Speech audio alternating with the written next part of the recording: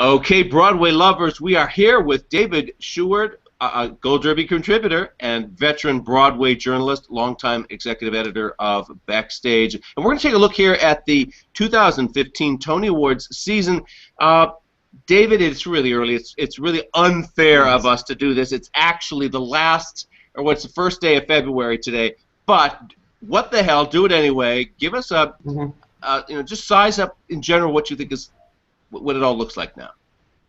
Well, it is. We are at the halfway point, and we're not going to have of the Broadway season, and we're not going to have the nominations for another like 5 months. But there aren't a lot of all of the big shows that look very hot, that look like they're going to get nominated, aren't going to open until March or April. They often wait until then, until it's just before the Tony Awards, and so that it's fresh in the voters' memories.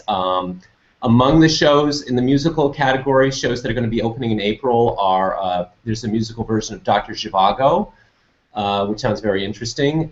There's a stage version of An American in Paris, the Oscar-winning 1951 MGM musical that won Best Picture in 1951 over A Streetcar Named Desire and A Place in the Sun. There's also Finding Neverland, which is generating a lot of buzz. It's the musical based on the genesis of Peter Pan, which was a film with Johnny Depp. And it's causing a lot of publicity with Harvey Weinstein. It's his first Broadway show as lead producer, and he's causing a lot of buzz.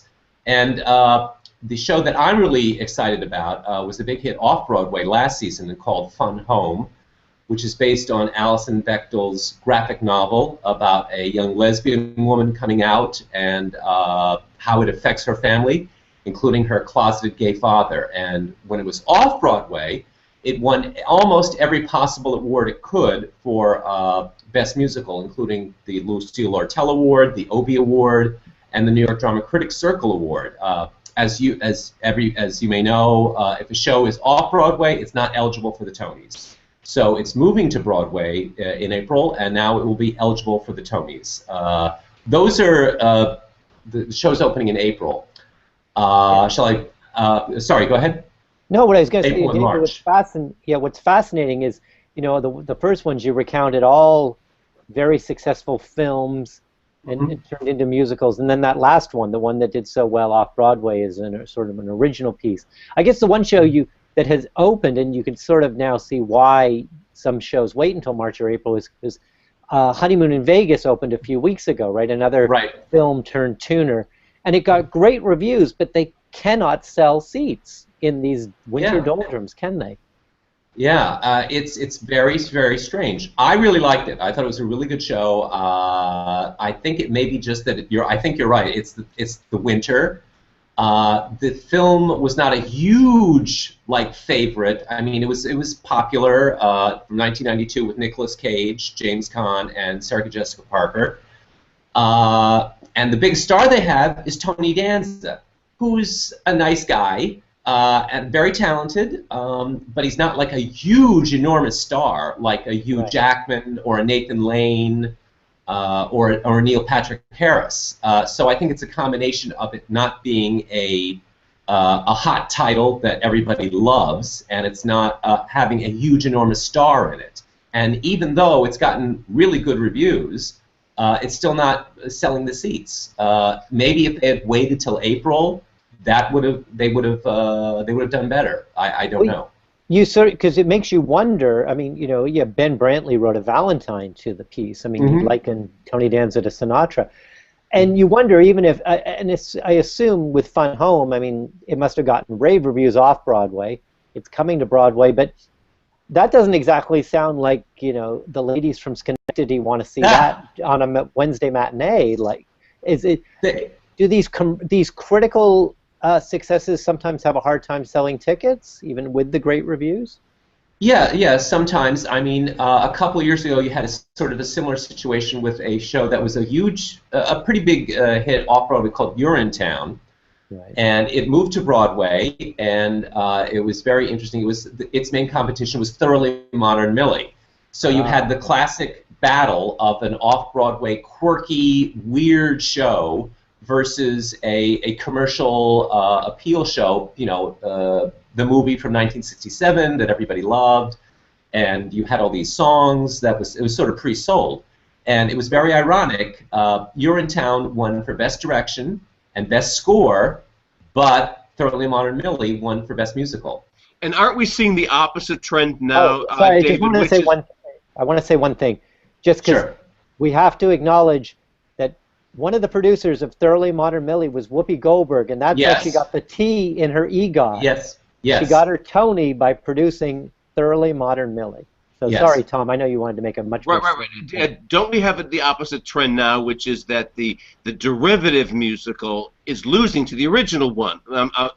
Gentleman's Guide, once, for example, we had thought a few years ago that Newsies, derived from the cult hit movie, would win, and it didn't. It lost. So is that a real trend, or are those just two kind of blips on the screen?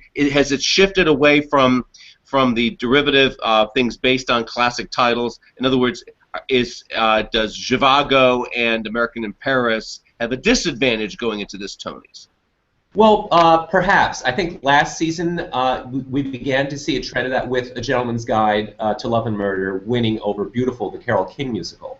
There was a lot of talk that Gentleman's Guide was too quirky, it had no stars, it had no pre-sold element, other than the fact that it was based on a cultish, obscure British film comedy from 1947 called Kind Hearts and Coronets. And on the other hand, you had Carole King, which is and the story, female empowerment, a love story, a woman coming into her own as a solo artist, escaping the shadow of her abusive husband. Well, Gary Goffin wasn't abusive. I'm sorry. He was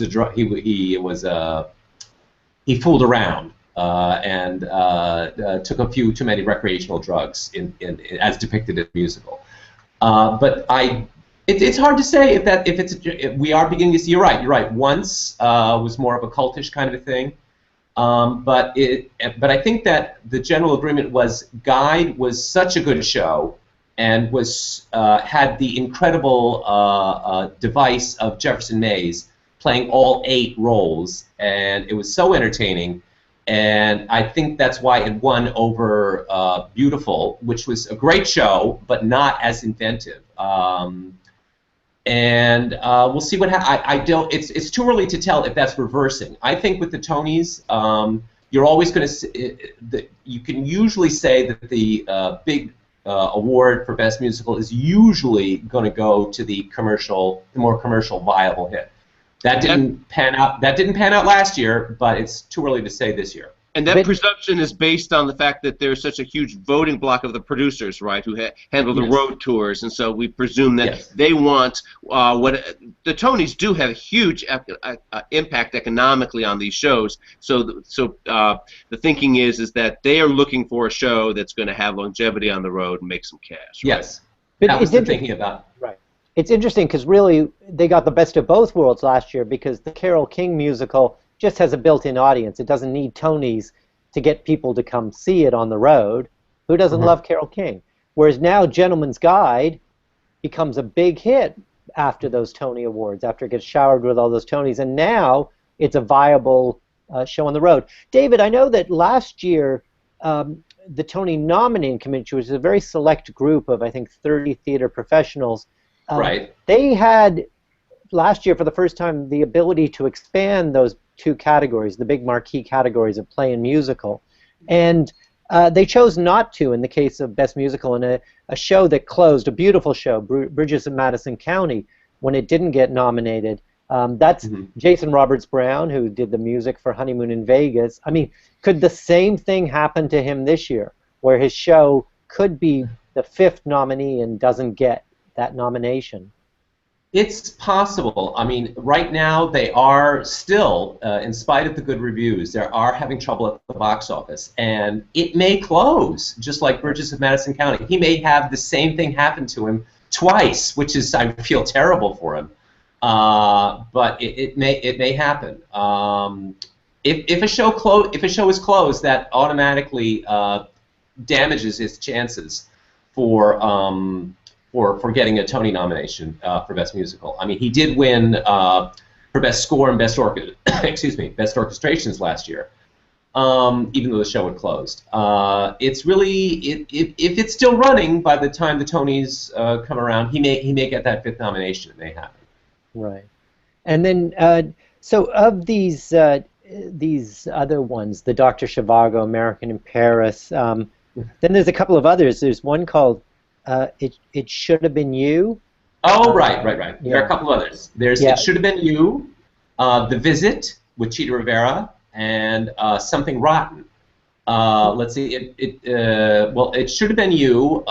That's sort of I saw it several years ago when it was in a regional production in New Jersey, and it's directed by David Hyde Pierce. He's making his Broadway directorial debut, and the book and lyrics are by his husband, Brian Hargrove.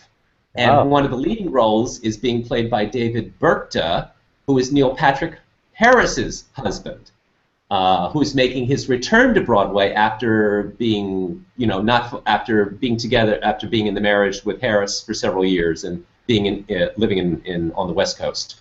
And then that's got 2 great dames in it, right? Tyne Daly and Harriet Harris. Tyne Daly and Harriet Harris, and Edward Hibbert. David Hyde Pierce's castmate from Frasier is also in it. Oh, okay. And Harriet Harris was in Frasier, so that sounds like a family affair. My goodness. Right. Then, it's about a wedding with a Jewish with a Jewish bride and a Catholic groom and all the shenanigans that go on. So, and this isn't a revival of something done in 1966, because it sounds like it. No, I don't want to reveal too much about it, but once it opens, then I can reveal more about it. And they may have made a lot of changes since I saw it. Now, the sentimental show, the sentimental favorite, would have to be The Visit, right? Wasn't that one of the last shows of Candor and Ebb? Now, you talk about, you saw the David Hyde Pierce one regionally a couple of years ago. Some of these shows, like The Visit, were done more than a decade ago. It takes a long time to get the money in place to come to Broadway. Right. So. Well, the Visit it's been in the works for a long time. It was originally supposed to be a vehicle for Angela Lansbury, and then she dropped out when her husband died, and she had some health issues. And Chita Rivera came into it, and there were productions in Chicago and one in Williamstown. And so it's been around for over 10 years. Wow. So this will be, but then there was a production in Williamstown last summer, and one of the producers is Tom Cahardy, I think his name is pronounced, who is the husband of Terrence McNally, who wrote the book. And because McNally's play, It's Only a Play, is such a tremendous hit, it's the biggest hit of the season, he's got enough muscle and power to get The Visit produced, and it's going to open just at the tail end of the season. I think it will be one of the last shows eligible, and it's also going to be Rivera's last leading Broadway role. I think she's well into her she's in her 80s, and it will be her last. I believe she's somewhere around there. I'm not sure of her exact age. But it's being touted as her last Broadway performance as a leading lady. So I think that you're right. There is sentiment on her side. So she's a big contender for Best Actress in a Musical, even though she's won twice before. And I think so. I don't know whether or not that will play into the show's chances for Best Musical. The Candor and Ebb also had the Scottsboro Boys a couple seasons ago, and after Ebb had died. But that did not help them. It closed before Tony time, and it didn't win any Tonys. And it had a whole slew. For the trivia fans, it and Steel Pier, another Candor and Ebb show, hold the record for 11 nominations and 0 wins. Most nominations with no wins. Oh, yeah. Another interesting thing is Gigi, which won a lot of Oscars, is also coming to Broadway. That's in the revival category, but that's another screen-to-stage show. And the other one we didn't mention was Something Rotten, which is that's another wild card. It sounds like a lot of fun. It's satirical. It's set in Shakespearean times. It's about what if there were these two rival brothers who were going to put on a musical comedy to rival Shakespeare, and Christian Borle from Smash and Peter Pan is in it, and Brian Darcy James is in it. So it sounds like a lot of fun. And one of the show that may play into this is The Last Ship, Sting show, Right. which already closed. Even though Sting himself was in the show, as soon as he left, the box office collapsed and they had to close the show.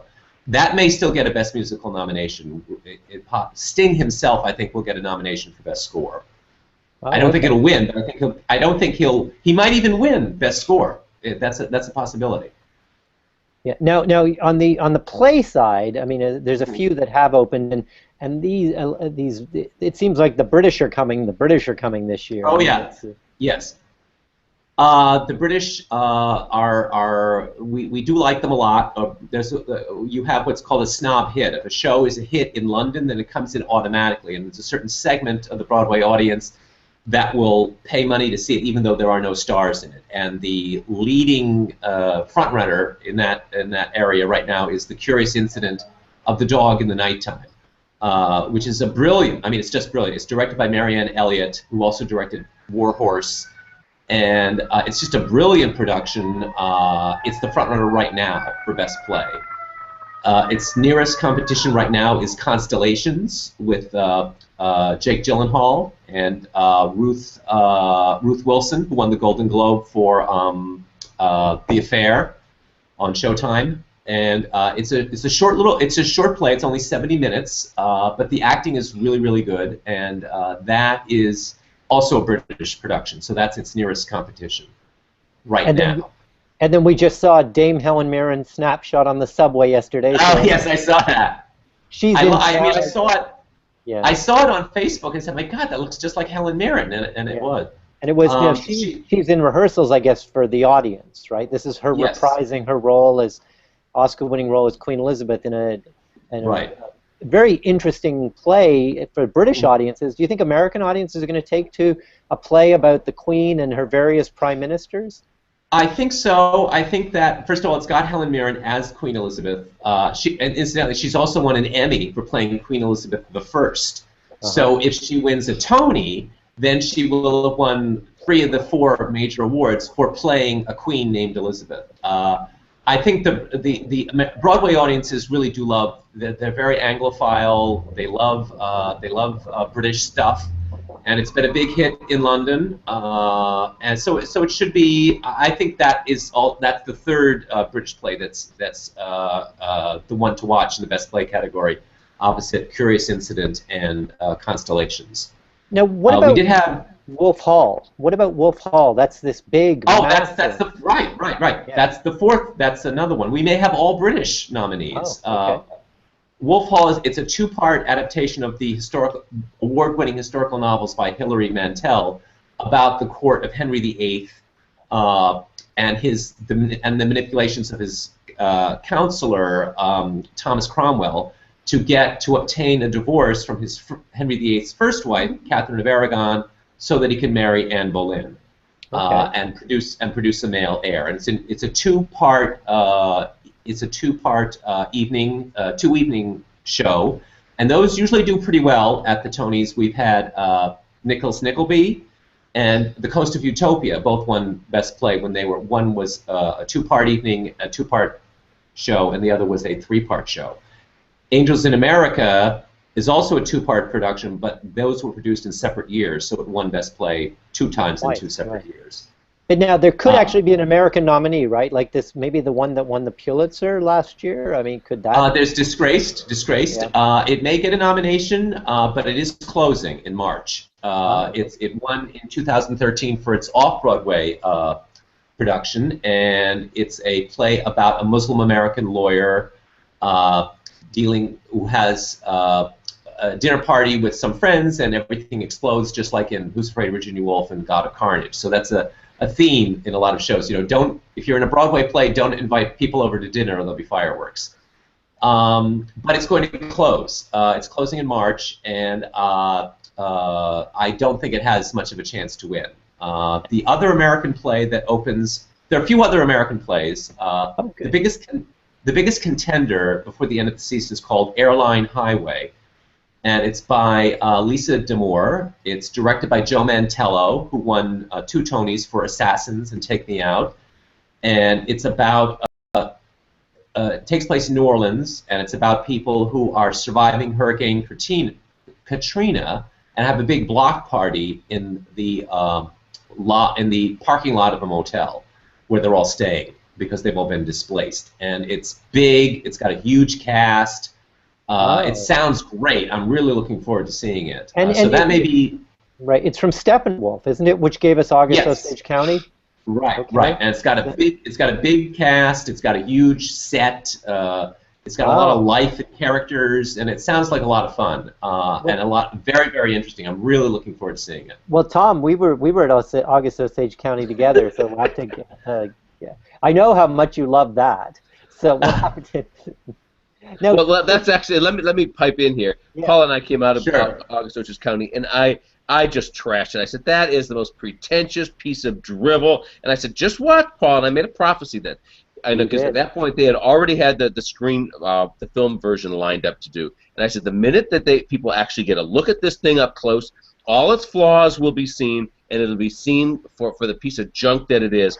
Well, sure enough it was, and there's a trend of this, David. I have to ask you about it.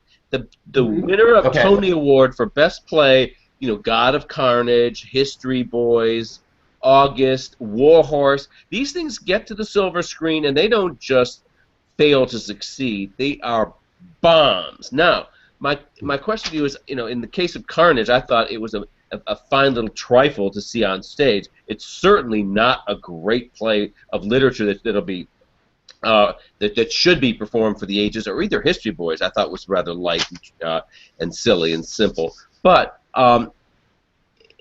Does this happen because there's just such little original, fresh material that gets to Broadway that the standards are brought down in effect? I mean, it's not like Virginia Woolf, you know, Who's Afraid of Virginia Woolf winning Best Play back in the 60s, right? Mm-hmm. Why is this happening?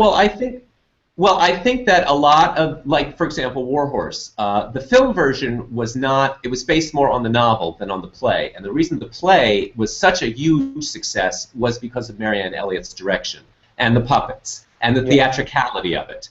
And God of Carnage was a great opportunity for 4 actors to, like, show off their dramatic abilities and have fireworks. And the screen, it doesn't allow for so much big theatricality. The screen is more naturalistic, and you have to tone down the performances. So when something is very big and theatrical and huge, it doesn't always adapt as well to the screen, and that may be the reason. I mean, August Osage County was very big and theatrical, and you know, screaming and yelling at each other, and the mother throwing the pills at the dinner party, and you know, everybody screaming at each other, and bringing that to the screen, which is more about small moments, and you have to contain it more, it doesn't always translate.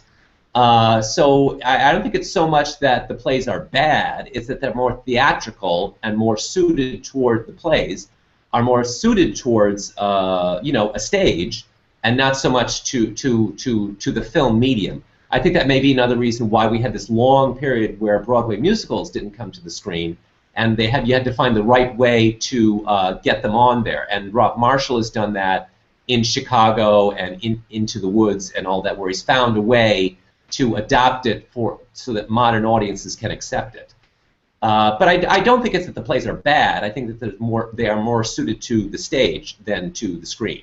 Well, I disagree passionately, and I think they're not only bad, I think they're shams. But that's just my harumphing opinion. Okay. Paul, well, I mean, like Angels in America, when it, which is very theatrical, became a huge success on television. Yes, and I thought when it was transferred to the screen, in that case, it was even more successful.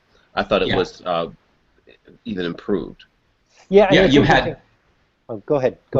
You had Mike Nichols directing it, who was a genius. Yeah. Yeah. And I even thought Sweeney Todd was, you know, exceptionally produced as a film with Johnny Depp. Ben Brantley called it. I remember a line from his review.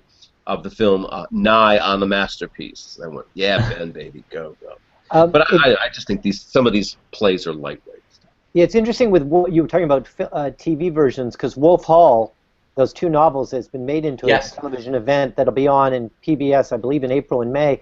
So it could help or hurt the Broadway production, because people will see Damian Lewis and they'll see Mark Rylance, who they adore, the Tonys, on the TV version, and they'll go, oh, that was so much better, or maybe. Yeah, maybe. I got to ask you just one last thing about on the play front. Larry David's play. So I mean, it's a big hit before it's opened, right? I mean, I think it's lots of tickets. Comedy. I assume it's a comedy of sorts. Oh yes, yeah. So how do comedies fare in the best play race? I mean, how often do comedies win?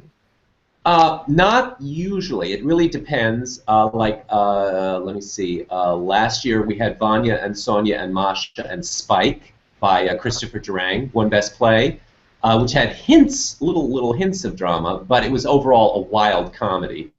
So usually not. It's usually a drama that wins if you look at the whole scope of Broadway. And when Neil Simon became more dramatic in Lost in Yonkers, that's when he finally won a Tony Award in 1992, I think it was, or 1990 or so.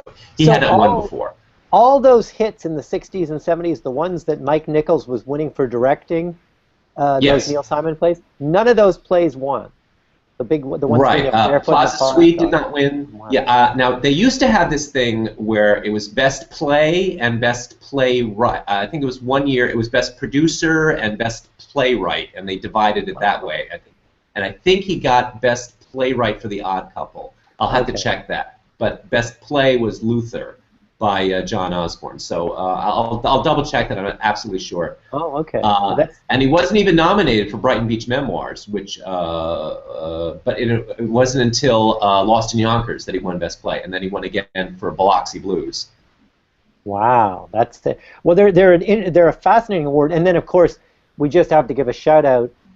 The awards themselves honoring the best of theater. The TV version does so well at the Emmys because they're so well produced. Yes. You know, do you have have you heard anything about who would be hosting? I mean, you know, they had Neil Patrick Harris has done it for 4 of the last 6 years. I mean, now that he's an Oscar host, will he bother to come back and do the Tonys? Oh, I think so. I think he loves the theater. I mean, he did Hedwig and his husband doing a show. He'll be spending a lot more time, and I think he's doing a television variety show in New York, isn't he? Okay. So I think he's going to spend a lot more time in New York. They haven't announced, so it should be very interesting. Maybe he'll again, but he made on the Oscars. Oh, and and Hugh Jackman did it last year. Yeah, we're talking, and I got to mention Hugh Jackman. I mean, he did it 3 years way back when, and won an Emmy, one of the last Emmys given out for individual performance. But so he had a play that's just ending this week that was a huge hit on Broadway with audiences. But what did the critics make of The River? Did they go? Did they like it? Did they? They sort of went, eh. You know, generally speaking, it's a very slight. I thought it was, and I think most critics agreed that it was a very slight play. It's about this a guy who is a fisher, likes fishing, and he brings his girlfriend to this cabin, and then we switch to another scene, and there's another girlfriend at the cabin, and you know, is she his previous girlfriend? And is he a serial dater? You know, it's kind of like it hints that there might be violence, but it's just I just found it the best thing about it were Hugh Jackman's biceps. But the play itself I found very slight and very disappointing. I think it was a big hit in London because it was in a small, tiny, little, intimate space, and then on Broadway they put it in the circle in the round situation. I don't think it'll be remembered too much at Tony time. Yes, it was a hit commercially, but it's closing. He might get Best Actor. It might get Best Play nomination, although I doubt it. Okay, well, we'll certainly look forward to checking with you later in the season, because we do have to talk about all those acting categories, which I guess, again, can be expanded up to 5 if they deem them worthy. So that's great. Yes. Tom, do you have any sort of closing remarks? No, I'm getting. David knows this stuff so well. It's really impressive to hear his perspective on it all, and it makes me want to get the hell out of here in Los Angeles and get back to New York and start seeing the shows again, because the Tonys are fun. They're a blast, and they make such a strenuous effort, don't they, David, to in some cases, and it's very bizarre how the pendulum swings back and forth, to not reward Hollywood stars, to reward the Mark Rylances, let's say, and then in other years, like the year when Catherine Zeta-Jones and Scarlett Johansson and Denzel win, it swings back. But they have a kind of highbrow sensibility that are kind of fun, right? Yeah, it really depends. I mean, Tom Hanks, when he was in Lucky Guy, everybody thought he was going to win, and it went to Tracy Letts for Who's Afraid of Virginia Woolf. Mm-hmm. I think it really depends on. It isn't like a rule, like if you're a big, huge star, you're going to win the Tony. It really a big, huge movie star. It depends on the the show, the year, the competition. It's not a hard and fast rule that always goes one way or the other way. So that's what makes it surprising and interesting, and it's not always predictable. It's usually predictable, but it's not always predictable. And in speaking of Tracy Letts, who was also a playwright and wrote August Osage County, Tom. Yes, I've interviewed him. Boy, did he make a big deal in the press room that he won, and he was calling out people. I don't remember if he called you out by name, David. The people that had not predicted that he was going to win. Oh, at Gold Derby, yes.